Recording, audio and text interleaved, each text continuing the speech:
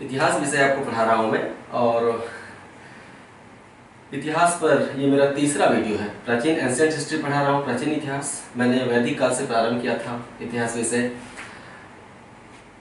पहला वीडियो मैंने इतिहास वैदिक काल पर कुछ व्याख्यान दिया था पहले वीडियो में। दूसरे वीडियो मैंने आर्यों के विषय में थोड़ा सा ज़्यादा बताया था। उसमें मैंने बताया था कि आर्य कौन है, कहाँ से आए हैं, आर्यों का भूगोल बताया था कि उनका भौगोलिक क्षेत्र क्या था, किस क्षेत्र में निवास करते थे। विद्वानों में जो मतभेद है कि आर्य मूल निवासी थे या बाहर से आए थे, इस पर चर्चा की थी मैंने दूसरे वीडियो में। इसके अलावा वैदिक संस्कृति या वैदिक काल का दो भागों में विभाजन किया था मैंने, ऋग्वैदिक आर्य और उत्तर वैदिक आर्य।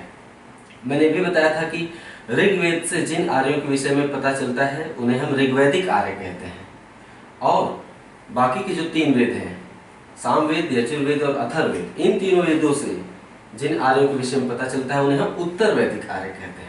इस विभाजन का आधार बहुत हद तक आर्थिक भी है। ऋग्वेद में जिन आर्यों के विषय में पता चलता है वो अस्थिर आर्य थे, भ्रमणशील आर्य थे, खेती नहीं करते थे। क्यों? क्योंकि खेती करने वाले लोग स्थिर हो जाते हैं, जमीन विशेष से उनका संबंध हो जाता है। ऋग्वेद में जिन आर्यों का उल्लेख किया गया है उनका जमीन से संबंध नहीं था, वो घूमते रहते थे। जबकि उत्तर वैदिक साहित्य अर्थात सामवेद, यजुर्वेद, अथर्ववेद को उत्तर वैदिक साहित्य कहते हैं। उत्तर वैदिक साहित्य में जिन आर्यों के विषय में पता चलता है वे भ्रमणशील नहीं थे, स्थिर जीवन को प्राप्त कर चुके थे, कृषि का विकास हो चुका था, है ना। तो उत्तर वैदिक काल में परिस्थितियां और अर्थव्यवस्था काफी कुछ चेंज हो चुका था, और ऋग्वैदिक काल में वो भ्रमणशील थे। तो तीसरा वीडियो जो वैदिक संस्कृति पर मैं बना रहा हूं, यह ऋग्वैदिक काल में भौतिक जीवन अर्थात ऋग्वैदिक काल में आर्थिक जीवन को ही मैंने भौतिक जीवन यहाँ पर लिखा हुआ है। अब तक तो आप समझ ही गए होंगे कि ऋग्वैदिक आर्यों के विषय में जानकारी का स्रोत क्या है, ऋग्वेद। ऋग्वैदिक काल के विषय में समस्त जानकारी का स्रोत ऋग्वेद ही है।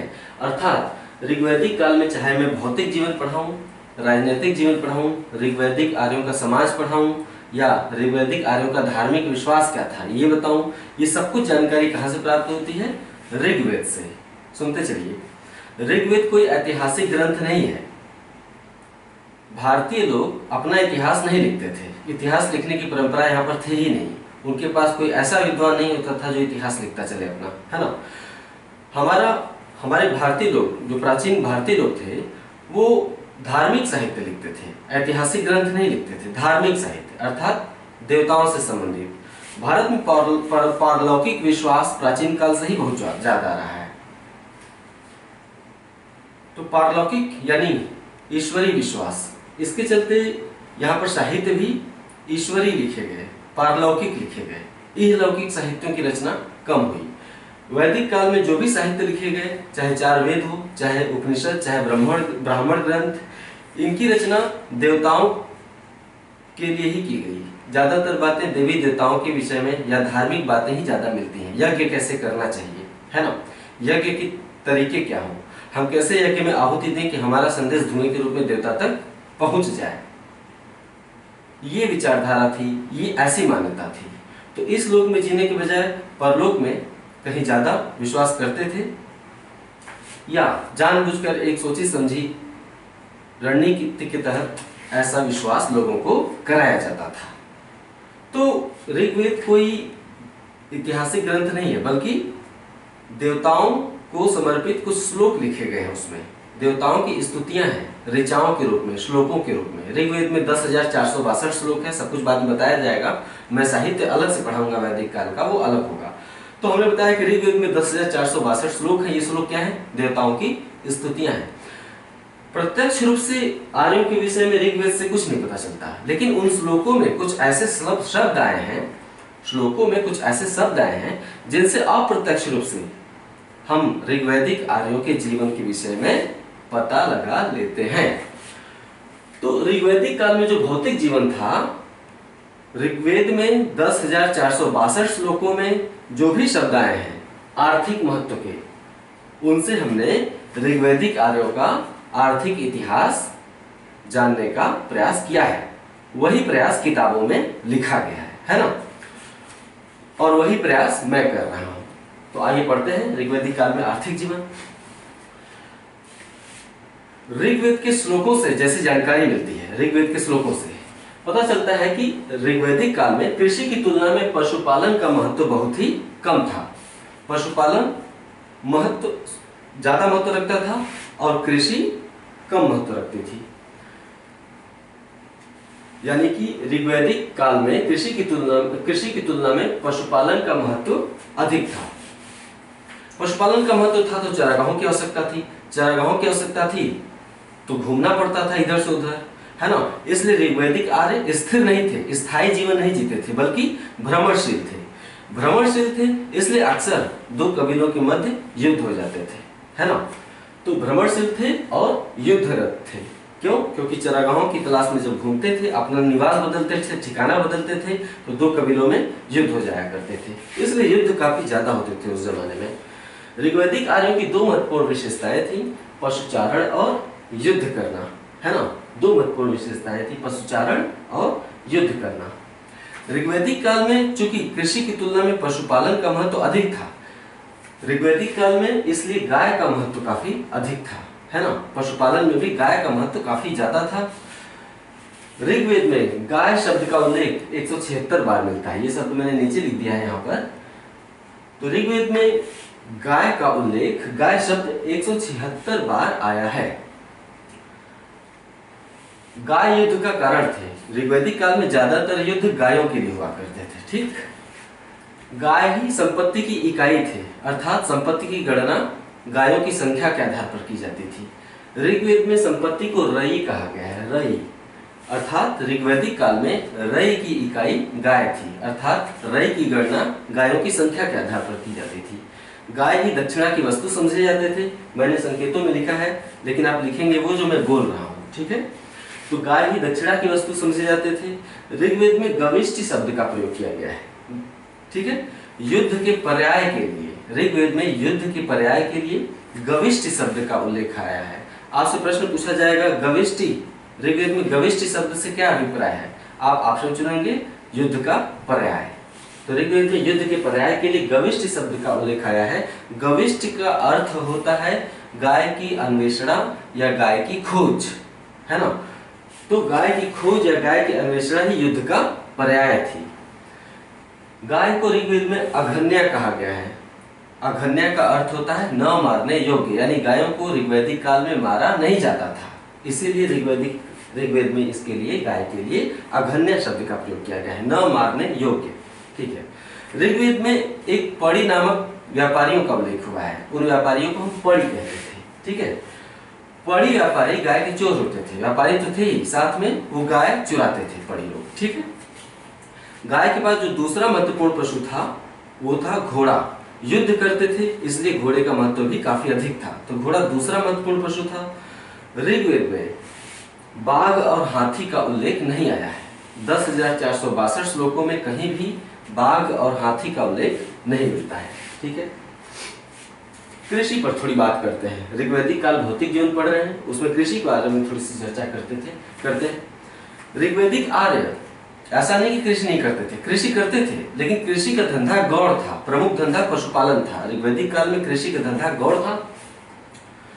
छींट देते थे, विधिवत खेती नहीं करते थे। जो कुछ उग जाता था छींट देते थे, जमीन पर उग जाता था उसे खा लेते थे। बहुत विधिवत खेती वो नहीं करते थे, इसलिए जमीन बार बार बदल देते थे, ठीक है, अपना ठिकाना बदल देते थे। तो कृषि का धंधा गौड़ था। ऋग्वेद के 10,462 श्लोकों में कृषि शब्द का उल्लेख केवल 24 श्लोकों में ही कृषि का उल्लेख हुआ है। 10,062 श्लोकों में से केवल 24 श्लोकों में ही कृषि का उल्लेख हुआ है। ऋग्वेद में हालांकि कृषि गौड़ धंधा था, लेकिन फिर भी कृषि के संदर्भ में ऋग्वेद में कुछ शब्दों का उल्लेख हुआ है। ये शब्दों को जान लीजिए, परीक्षाओं में पूछा जाता है कभी कभी। उर्वरा, ऋग्वेद में उपजाऊ भूमि को उर्वरा कहा गया है, ठीक है। ऊसर भूमि को खिल्य कहा गया है। हल को लांगल कहा गया है। हल जानते हैं ना, जिससे खेत जोता जाता है। हल को लांगल कहा गया है। बैल को वृक कहा गया है। बैल को वृक कहा गया है। शकम और करीश शब्द खाद के लिए प्रयोग हुआ है। गोबर की खाद जो बनाते थे उसके लिए शकम और करीश शब्द का प्रयोग हुआ है, अर्थात खाद। ऊर्ध्व शब्द का भी उल्लेख आया है ऋग्वेद में। यह संभवतः अनाज मापने वाला कोई बर्तन था। है ना, अनाज मापने वाला एक निश्चित इकाई वाला बर्तन, उसे हम उर्दर कहते हैं।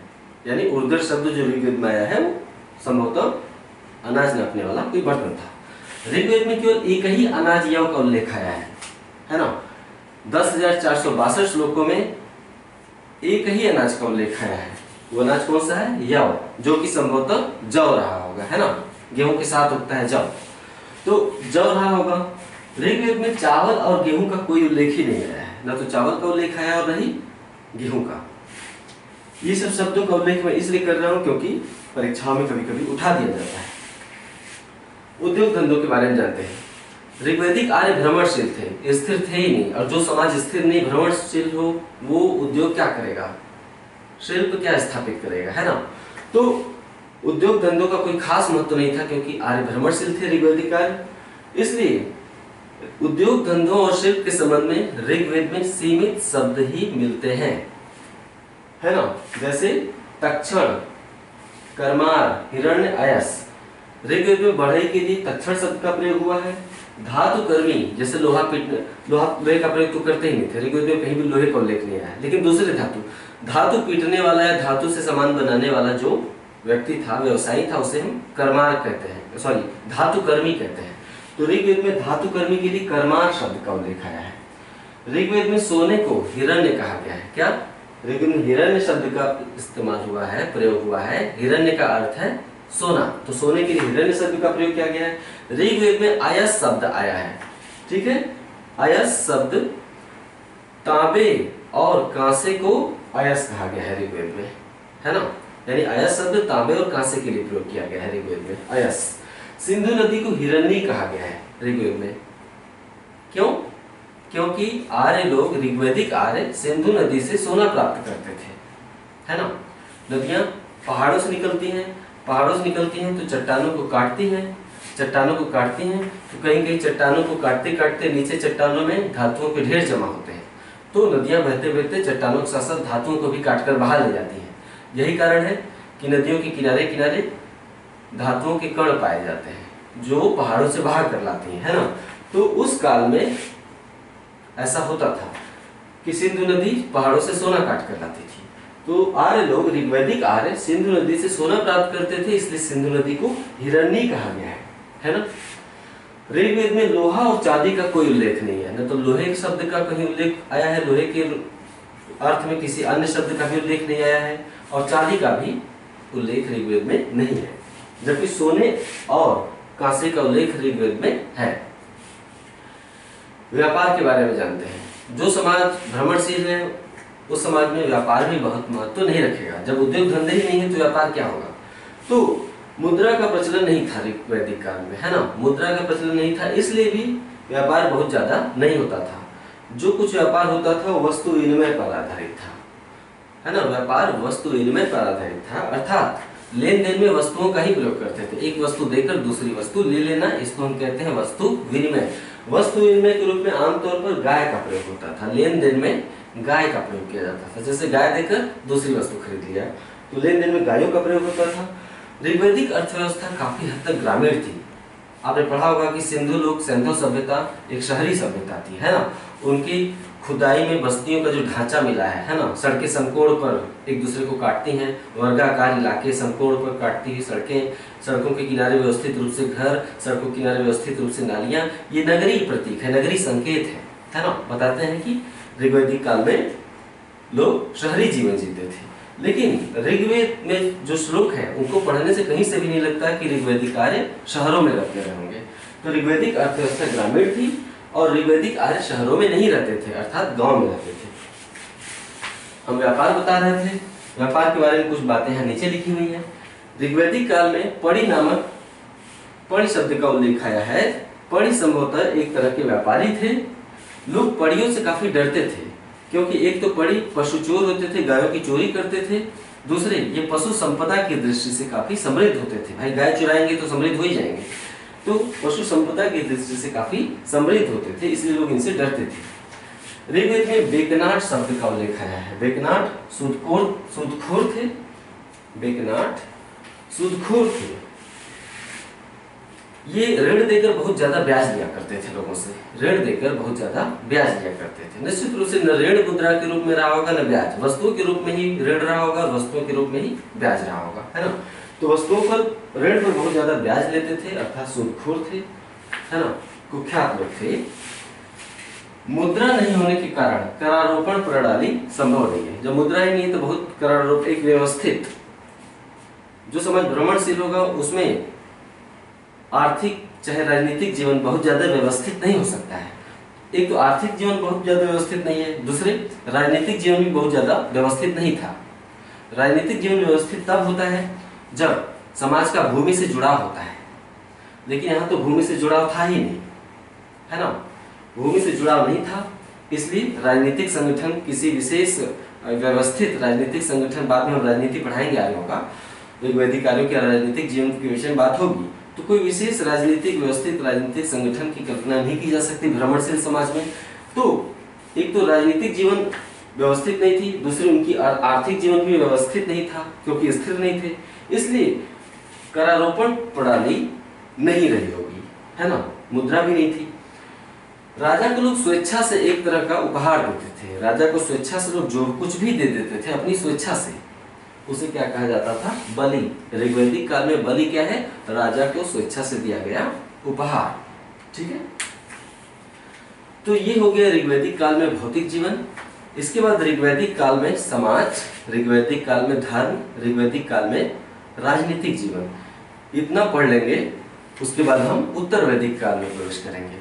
इतिहास को अभी धीमी शुरुआत है, लेकिन बहुत जल्दी इतिहास गति पकड़ लेगा, और नो डाउट अब वो समय आ गया है कि मैं आपको दिखाऊंगा कि इतिहास के साथ साथ भूगोल भी बहुत तेजी से गति करेगा, और बहुत जल्दी मैं सामान्य अध्ययन के सभी विषय बारी खत्म कर दूंगा। मैं ऊर्जा से पूरी तरह से ओतप्रोत हूँ, लबरेज हूँ, और उसका परिणाम मैं आपको दिखाऊंगा। मैं आपके साथ बना हुआ हूँ, आप भी मेरे साथ बने रहिए।